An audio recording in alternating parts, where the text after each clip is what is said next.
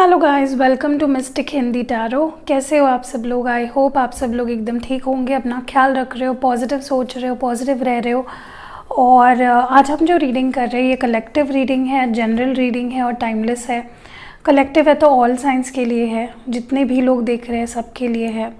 Science मत देखिए इसमें, साइंस में सिर्फ एक्स्ट्रा आपको बताती हूँ ताकि आपको एक हिंट मिल जाए कि हाँ मेरी साइन, मेरे पार्टनर की साइन है इसमें, और नहीं भी हो तो डजेंट मैटर, क्योंकि जैसे मैं बोल रही हूँ कलेक्टिव है। बहुत लोगों को ना बहुत कन्फ्यूजन है इस बारे में कि अगर ये कलेक्टिव है तो आप साइंस क्यों बताते हो, तो उसके पीछे रीज़न है और सब जानते हैं आई थिंक कि कलेक्टिव्स भी हुआ तो भी आपको पता होना चाहिए ना कि हाँ मेरा साइन है, मेरे पार्टनर का साइन है, इसलिए। और क्योंकि जनरल है तो हर चीज़ जो मैं बता रही हूँ वो आपसे मैच नहीं करेगी। हो सकता है कुछ चीज़ें मैच कर जाए, कुछ चीज़ें मैच ना करे बिल्कुल भी, तो ऐसा हो सकता है। एंड क्योंकि टाइमलेस है तो जब कभी भी आप देखना चाहो देख सकते हो। एंड टॉपिक आज हमारा ये है कि बार बार आपके पर्सन इस रिश्ते से भागते क्यों है, आखिर वो कौन सा ऐसा रीज़न है जिसकी वजह से वो स्टेबिलिटी नहीं रहती आप दोनों के बीच में, वो भागते रहते हैं, दूर जाते रहते हैं आपसे बार बार। ऐसा कौन सा रीज़न है and why they are doing it, और क्या एडवाइस है आपके लिए यूनिवर्स की तरफ से। और अगर अभी आप दोनों सेपरेशन में हो, अगर वो अभी भी गायब है आपके लाइफ से, तो क्या वो वापस आएंगे और कब तक आएंगे, एक जनरल मैं प्रोबेबिलिटी बताऊंगी आपको। So let's start the reading. शुरुआत करते हैं और देखते हैं कि उनके इमोशंस, उनके फीलिंग्स क्या है और आखिर वो क्यों बार बार भागते हैं इस रिश्ते से। Why do they run away from the feelings, their relationship. Okay,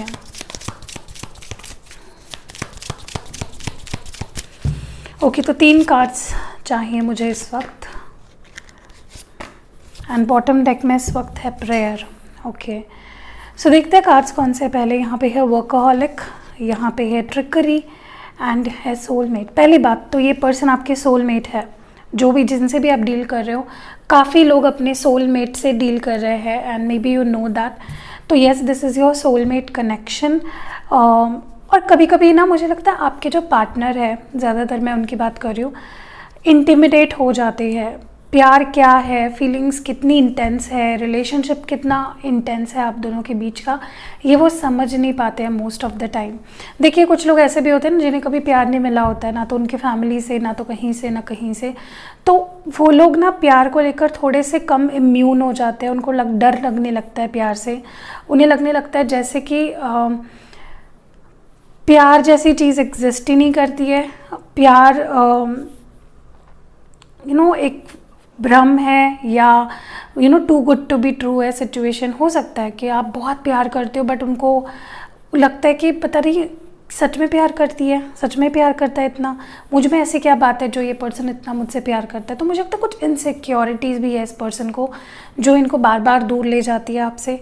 and दूसरी चीज़ मुझे लगता है ये पर्सन बहुत ego clashes, mind games, power struggles, बहुत कॉम्प्लिकेटेड पर्सनालिटी है ऐसा मुझे लगता है। क्योंकि इन्हें बार बार आपके ज़िंदगी में आके गेम्स खेलना, आपके साथ जानबूझ के आपको वेट करवाना, आपके पेशेंस को टेस्ट करना, ये पसंद है। They like it. विकृति कहते हैं ना थोड़ी इसको, एक टाइप की विकृति है इस पर्सन को कि जो उनसे इतना प्यार करता है और वो जिनसे इतना प्यार करते हैं वो उनको ही परेशान कर रहे हैं।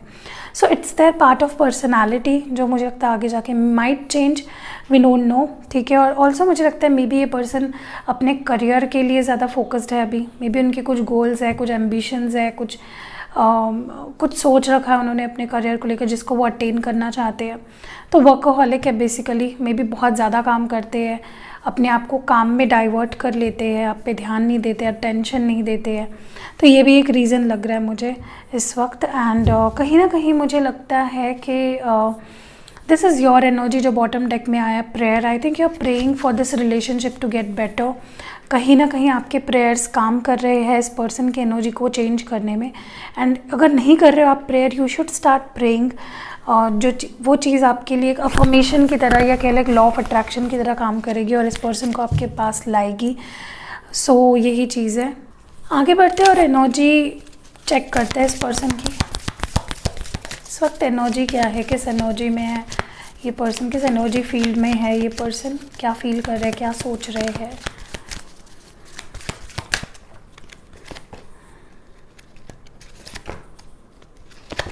बॉटम डेक में इस वक्त है magician and the mirror number 53।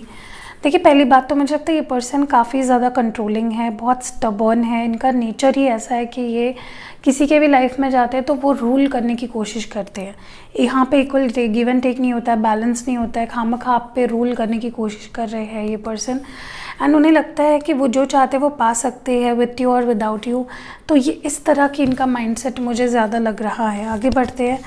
And angel of strength है, एंजल ऑफ लव है, एंड है यहाँ पे wow, this is something really beautiful. ऐसा कॉम्बिनेशन फर्स्ट टाइम आया है मेरी रीडिंग में। नंबर्स बताती हूँ, नंबर 50, नंबर 49, नंबर 48। देखिए, पहली बात तो मुझे लगता है कि दे आर बीइंग ब्लेस्ड। शायद काफ़ी लोग ना, आप जो ये रीडिंग देख रहे हो, ये लोग काफ़ी लोग अपने पार्टनर को मैनिफेस्ट कर रहे हैं, उन पे लॉ ऑफ अट्रैक्शन यूज़ कर रहे हैं या कुछ टेक्निक्स यूज़ कर रहे हैं टू गेन देयर अटेंशन, और मुझे लगता है वो चीज़ काम कर रही है। ओके, ये पर्सन को angel of love, angel of balance, angel of strength bless कर रही है, क्योंकि मे बी सिचुएशंस आप दोनों के बीच में इक्वल गिव एंड टेक नहीं होता था पहले। आप प्यार करे जा रहे हो, आप उनको मना रहे हो, आप ही अपनी इंपॉर्टेंस जता रहे हो, आप एफर्ट्स डाल रहे हो और इस पर्सन से कुछ नहीं आ रहा था। सो नाउ आप देखोगे कि because they are blessed by the angel of balance, चीज़ें बैलेंस आउट होगी। ओके, पहली बात तो ये पर्सन सच में प्यार करते हैं आपसे, but because the angel of love is blessing them, तो उनके मन में एक नई उम्मीद जागेगी इस रिश्ते को लेकर। एक अट्रैक्शन उनके अंदर क्रिएट होगा कि हाँ, I want to go after it, मुझे इसको हासिल करना है, मुझे पाना है। तो पैशन जो मिसिंग था, जो वाइब्रेशंस वो मिसिंग थे ना उनके अंदर आपको लेकर और इस रिश्ते को लेकर, I see it growing back.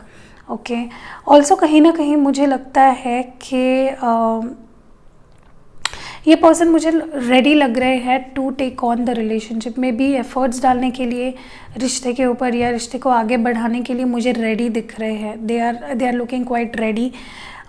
Angel of strength is giving them that strength, जहाँ पे वो कम पड़ रहा था, अगर स्ट्रेंथ उनके अंदर आपके लिए स्टैंड लेने के लिए या इस रिश्ते को आगे बढ़ाने के लिए, that strength will be coming back.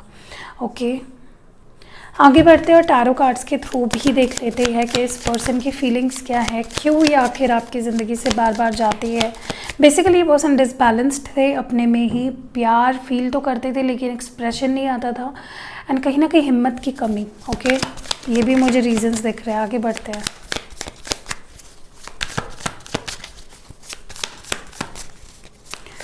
Okay, what are their feelings. First यहाँ पे है द हर्मिट, वो जो वर्गो एनर्जी है।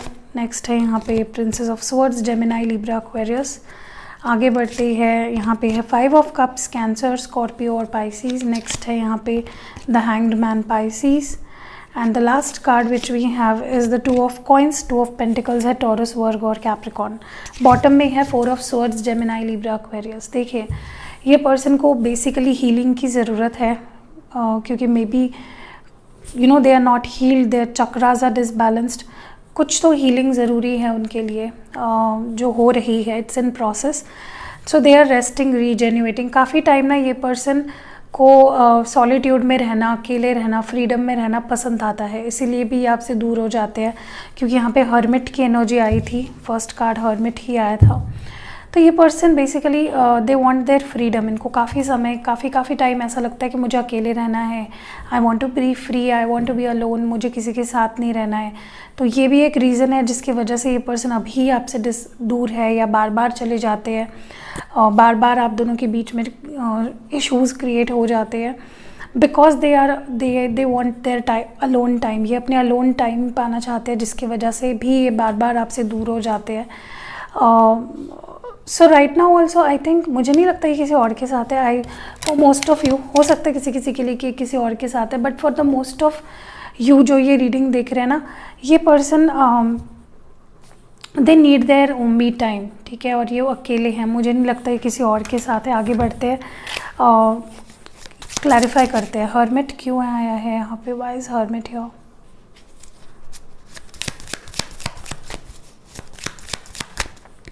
पहला हर्मिट को क्लैरिफाई कर रहा है द सन कार्ड। डेफिनेटली ये पर्सन ना लियो एनर्जी है। मोस्ट ऑफ द टाइम ये पर्सन अकेले रहते हैं, दूर हो जाते हैं आपसे या छोड़ देते हैं बार बार आपको, क्योंकि they feel happy alone. Sometimes they need their own me time. उनको डेफिनेटली वो आपसे प्यार करते हैं, there is no doubt, but this person become selfish, उनको अच्छा लगता है, फ्री लगता है, हैप्पी लगता है, उसी की वजह से वो दूर हो जाते हैं। ऑल्सो आई थिंक ये पर्सन बहुत ज़्यादा डिफेंसिव हो जाते हैं एट टाइम्स, मे बी कुछ आउट ऑफ द बॉक्स आके कुछ रूडली बोल देना या ब्लॉक कर देना या डिफेंड करने लगना खुद को, पुरानी चीज़ों को लेकर क्लैरिफिकेशंस मांगना, ये भी एक रीज़न है मुझे लगता है कि जिसकी वजह से ये पर्सन आपसे दूर हो जाते हैं। या हो सकता है ये उनको लगता हो कि आप ये सारी चीज़ें करते हो, उसकी वजह से भी वो दूर हो जाते हैं। या फिर आप डिस्क्रिमिनेट करते हो या रूड बिहेवियर दिखाते हो, इस वजह से भी ये दूर हो जाते हैं। What is this princess of swords about? Please clarify, princess of swords क्यों आया है यहाँ पे? सो कार्ड जो आया है वो है 2 of wands, Aries, Leo, Sagittarius. देखिए पहली बात तो मुझे लगता है कि आप दोनों के बीच में डिस्टेंस है, लाइक फिजिकली मे बी दूर दूर रहते हो एंड इस वजह से मे बी उनको ना वो ट्रस्ट नहीं हो पाता है आप पे, या वाइस वर्सा मे बी आपको ट्रस्ट नहीं हो पाता है। तो आप दोनों में बहुत इंडिफरेंसेस हो जाते हैं दूरी की वजह से, बहुत मिसअंडरस्टैंडिंग्स हो जाते हैं क्योंकि आप दोनों दूर हो, लाइक फिजिकल डिस्टेंस है जो आप दोनों की इमोशनल डिस्टेंस भी क्रिएट करते हैं। So that is also one of the reasons जहाँ पे ये पर्सन थोड़ा सा दूरी बना लेते हैं आपसे। Okay, and I think overall ये पर्सन थोड़ा डिप्रेस्ड, सैडेस्ट पर्सनैलिटी है। कोई भी अच्छी चीज़ भी इनको अच्छी नहीं लगती है, उसमें भी प्रॉब्लम्स ढूंढते हैं, उसमें भी इश्यूज़ निकालते हैं, नोक-झोंक करते हैं उसको लेकर। पेज ऑफ कप्स है, I told you they have little to offer. और उन्हें देखिए उनका बेसिक नेचर ऐसा है कि मैं 10% करूँगा, तुम 90% करो। और वो जब 10% करते हैं वो देख के हम डिसअपॉइंट होके अगर उनको भी 10% दे रहे हैं तो वो गुस्सा हो जाते हैं। So that is their main problem कि वो एक्सपेक्ट ज़्यादा करते हैं और देना कम है उनका, गिविंग एनर्जी कम है, रिसीविंग एनर्जी इनकी ज़्यादा है, जिसकी वजह से ये एक पेजेस की एनर्जी में रह जाते हैं, ज़्यादा इन्वेस्ट नहीं कर पाते हैं रिलेशनशिप में। या इनको हमेशा मनाना पड़ता है या जोन आउट हो जाते हैं ये पर्सन। ऑल्सो मुझे लगता है आप दोनों के बीच में जो रिश्ता है उनको लगता है ऐसा कि ये आगे नहीं बढ़ पाएगा, इसका कोई फ्यूचर नहीं है, there is no major future about this. सी एस ऑफ पेंटिकल्स, उनको लगता है कुछ स्टेबिलिटी नहीं है इस रिलेशनशिप में, क्योंकि ये पहली बात तो बता दो टॉरस वर्गो कैप्रिकॉर्न एनर्जी है। उन्हें लगता है कि इस रिश्ते में कोई स्टेबिलिटी नहीं है, वो आपको कुछ स्टेबल ऑफर नहीं कर सकते हैं, कुछ स्टेबल प्रॉमिस नहीं कर सकते, जिसकी वजह से भी वो आपसे दूर हो जाते हैं a lot of time. Okay, which I think is wrong, they should not do this, क्योंकि मुझे नहीं लगता कि आप ऐसा कुछ करते हो। एज़ फार एज़ मेरा इंट्यूशन जो बता रहा है मुझे, I don't think you do such things. आप काफ़ी स्टेबल रहते हो, मुझे लगता है ये पर्सन ही काफ़ी अनस्टेबल है। ये खुद ही they are very bad at keeping their promises and relationship को स्टेबल रखना इस पर्सन के बस की बात नहीं है। They are very on and off personality, जिसकी वजह से आप भी अटक जाते हो। ओके, एंड आई थिंक ये पर्सन किसी 2 सिचुएशन में अटक जाते हो सकता है इनके पास चॉइसेस हो या 2 सिचुएशंस हो। तो ये ये ऐसे यहाँ पे खड़े होते हैं और यहाँ पे एक चीज़ है और यहाँ पे एक चीज़ है, तो वो अटक जाते हैं। दैट ऑल्सो कन्फ्यूजेज देम और बैलेंस नहीं कर पाते सिचुएशन को। ठीक है, what is this 2 of coins about? Okay, 2 of coins को क्लैरिफाई कर रहा है the death card which is a scorpion energy. देखिए मुझे डेफिनेटली लगता है कि कुछ रिश्ते इनकी लाइफ में ऐसे है या कुछ सिचुएशन या कुछ लोग ऐसे हैं जिनको ये ख़त्म नहीं कर पाते चाह कर भी। That is also one of the reasons जिसकी वजह से ये बार बार आपकी ज़िंदगी से चले जाते हैं। हो सकता है किसी के लिए ये पर्सन शादीशुदा हो, किसी के लिए हो सकता है ये पर्सन के लाइफ में कोई और हो जिसको ये छोड़ नहीं पाते हैं, जिससे ये अलग नहीं हो पाते हैं, अपने आप को दूर नहीं कर पाते हैं। कुछ टॉक्सिक या कार्मिक कनेक्शंस हो सकते हैं इनकी ज़िंदगी में। So that also is the main reason यहाँ पे। अब देखते हैं आपके लिए एडवाइस क्या है। आपके लिए एडवाइस क्या है, आपको क्या करना चाहिए इस सिचुएशन में, आपको क्या करना चाहिए, what should you do in this situation, क्या करना चाहिए आपको।